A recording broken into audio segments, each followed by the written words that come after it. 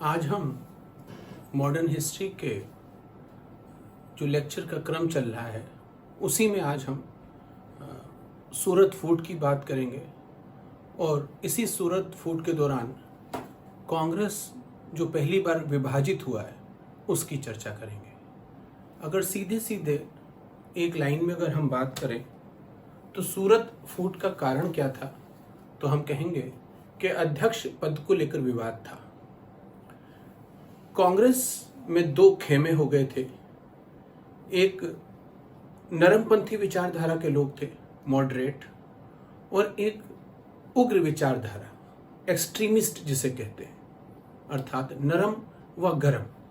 इस तरह से दो विचारधारा के लोग कांग्रेस में धीरे धीरे आ गए थे। एक खेमा चाहता था कि उनका अध्यक्ष बने और दूसरा खेमा चाहता था उनका अध्यक्ष बने, अर्थात अध्यक्ष पद को लेकर यह विवाद था।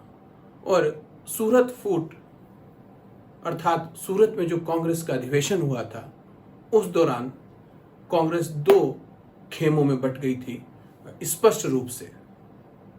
अब अगर हम पिछले इतिहास को देखते हैं तो थोड़ा सा हमको समझना होगा कि किस तरह से क्या पृष्ठभूमि रही।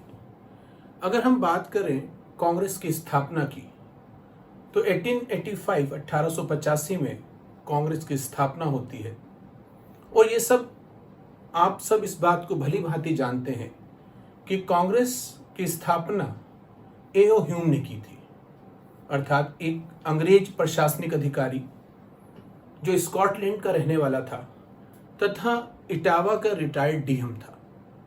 अब यहाँ पर ये सोचने का मुद्दा है कि हिंदुस्तान की आज़ादी में कांग्रेस का एक बहुत बड़ा योगदान रहा है। और कांग्रेस की स्थापना किसने की? एक अंग्रेज प्रशासनिक अधिकारी ने। क्या कभी कोई अंग्रेज किसी ऐसे संगठन की स्थापना करेगा जो हिंदुस्तान को आज़ादी दिला दे? ऐसा कदापि नहीं हो सकता। आप यहाँ पर अच्छे से सोच सकते हैं कि जब कांग्रेस की स्थापना हुई होगी और ए.ओ. ह्यूम ने कांग्रेस की स्थापना की तो उस समय उसका मन में जो आवाज होगी या जो उद्देश्य होगा वो हिंदुस्तान की आज़ादी कभी नहीं रहा होगा। वक्त के साथ साथ ऐसा होता रहा कि एक ऐसा संगठन जो अंग्रेजों ने अपने मकसद से बनाया था वो इतना बड़ा हो गया कि उसने बहुत सारा काम हिंदुस्तान की आज़ादी के लिए किया और हिंदुस्तान को आज़ाद कराया। अब इसी पॉइंट पे आप समझ सकते हैं कि जब कोई अंग्रेज अपने मतलब के लिए किसी संगठन को बना रहा है तब वो उसमें कैसे लोगों को रखेगा? ये उन्हीं लोगों को रखेगा जो उसकी विचारधारा के हो, जो उसके समर्थक हो। इसीलिए उस समय जो भारत के वायसराय थे लॉर्ड डफरिन, उन्होंने कांग्रेस को सेफ्टी वॉल्व कहा था। लॉर्ड डफरिन ने ए.ओ. ह्यूम से कहा था कि एक बार फिर से जो आंदोलन हुआ था 1857 का, उसी तरह का एक बार फिर कोई ऐसा मूवमेंट ना हो जाए कि हमको पता ही ना चले। इसलिए इन राष्ट्रवादी लोगों को जो चाहते हैं हिंदुस्तान की आज़ादी या हिंदुस्तान की स्वतंत्रता या अपने अधिकारों की बात कर रहे हैं, फिलहाल इनको कोई एक ऐसा मंच दे दिया जाए यहाँ पर आकर ये अपनी बात कर सके।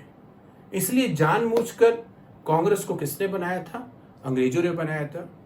इसलिए कांग्रेस का पिता संस्थापक ए.ओ. ह्यूम को बोला जाता है। यहाँ पर एक बात याद रखेंगे, एग्जाम में आता, बच्चे गलती करते हैं कि कांग्रेस के प्रथम अध्यक्ष कौन थे।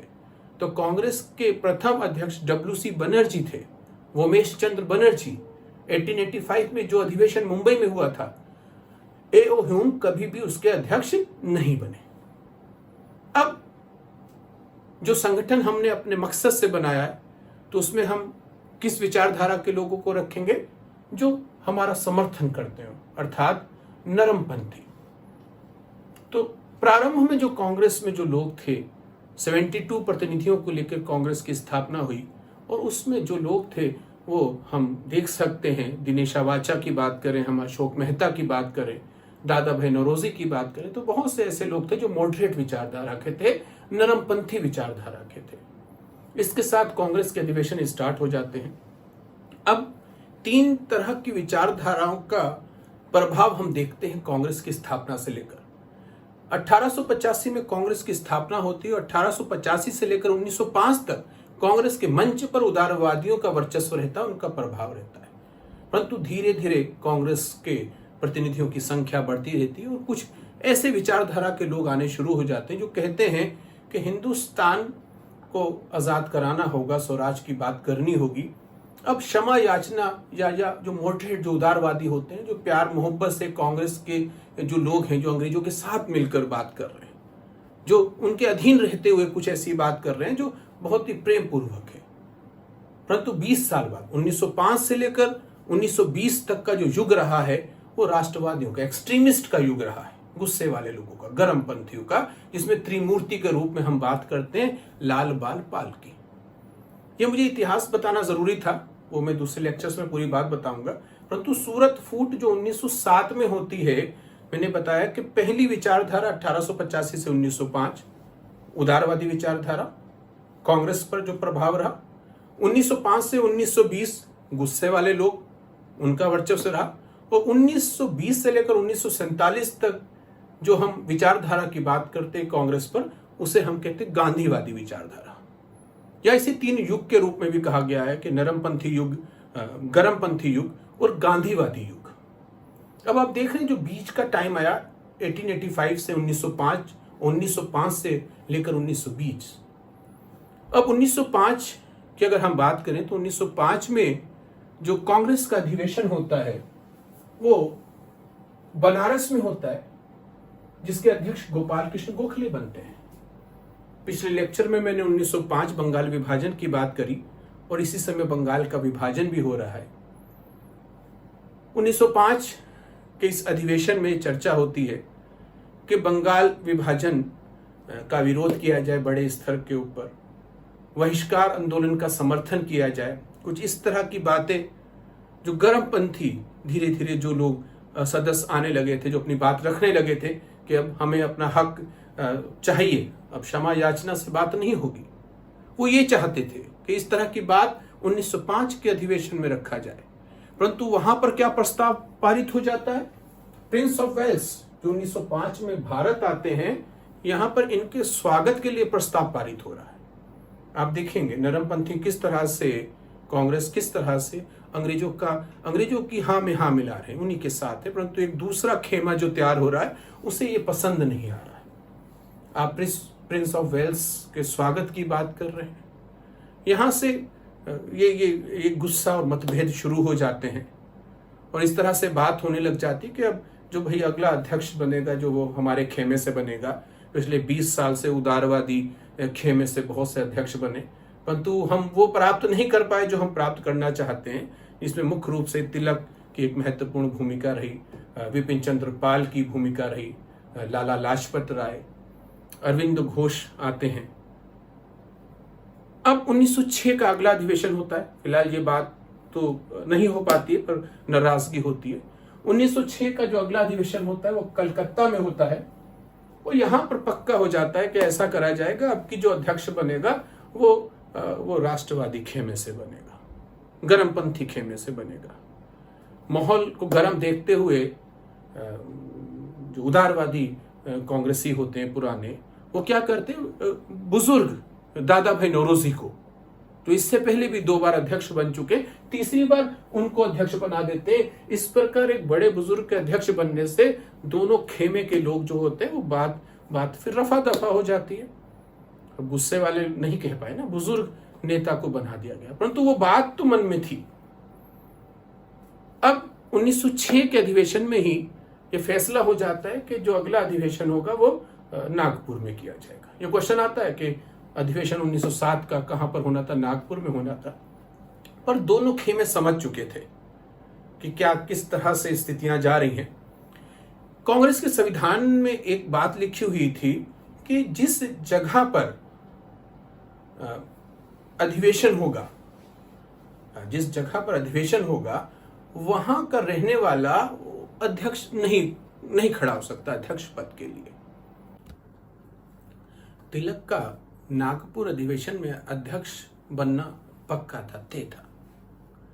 अब नरमपंथियों को लगा कि तिलक तो अवश्य अध्यक्ष बन जाएंगे, तभी इन वक्त पर फिरोज शाह मेहता ने क्या किया कि नागपुर से स्थान परिवर्तित करके सूरत कर दिया, क्योंकि तिलक जो थे वो सूरत से ही संबंधित थे। अब जो कांग्रेस का संविधान था उसके अनुसार तिलक अब इस पद पर खड़े नहीं हो सकते थे। ये बात से और मतभेद गहरा रहा था। तिलक ने क्या किया, कहा ठीक है, ये बात तो समझ में आ रही है, लाला लाजपत राय के नाम को प्रस्तावित कर दिया गया। अब 1907 का जो सूरत अधिवेशन हुआ कांग्रेस का, उसमें इसी बात को लेकर गर्मा गर्मी हो गई, क्योंकि जो मूल रूप से हम कहें जो पहले से जो कांग्रेस का एक बड़ा सा धड़ या खेमा नरमपंथी जो थे, वो रासबिहारी घोष को अध्यक्ष बनाना चाहते थे और सूरत के 1907 के अधिवेशन में रासबिहारी घोष अध्यक्ष बन जाते हैं और लाला लाजपत राय जी जो होते हैं अपने नाम को वापस ले लेते हैं। अब इसी समय आपस का मतभेद इतना गहरा जाता है कि मारपीट हो जाती है।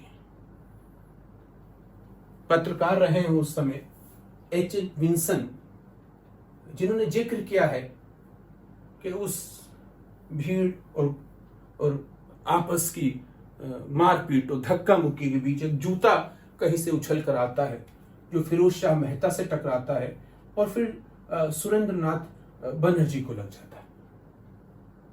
इस तरह से कांग्रेस का जो पहला विखंडन होता है, जो पहली टूट होती है, और कांग्रेस दो भागों में बढ़ जाती है, नरम दल और गरम दल में। अब इसी समय हम समझ सकते कि अंग्रेज किस प्रकार से इसका एक बड़ा सा फायदा उठाते हैं। अब आप समझ सकते हैं कि अभी 1906 में हमने बात किया था कि मुस्लिम लीग की स्थापना होती है। अब तीन धड़े अंग्रेजों के सामने दिखाई देते हैं, एक नरम दल, दूसरा गरम दल और तीसरा मुस्लिम लीग। अंग्रेजों को मौका मिल जाता है फूट डालो राज करो नीति को बेहतर तरीके से खेलने का। सांप्रदायिकता का कार्ड तो वो खेल ही रहे थे मुस्लिम लीग की स्थापना करके, और एक और खुशी मिल जाती है कि एक जो कांग्रेस थी वो भी दो धड़ों में बंट गई।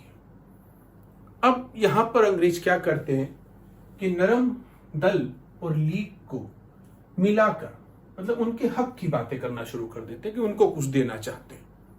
इस तरह से उनका साथ, क्योंकि नरमपंथी तो पहले से अंग्रेजों की भाषा बोल रहे हैं, दिक्कत तो गरमपंथियों ने पैदा करी। अब यहां पर एक बेहतर फूट डालो राज करो नीति का कि कार्यक्रम को चलाते हुए इनको तो साथ मिला लेते हैं, एक और तीन को जैसे हम के, और दो जो था उसको इग्नोर कर देते हैं पूरी तरह से।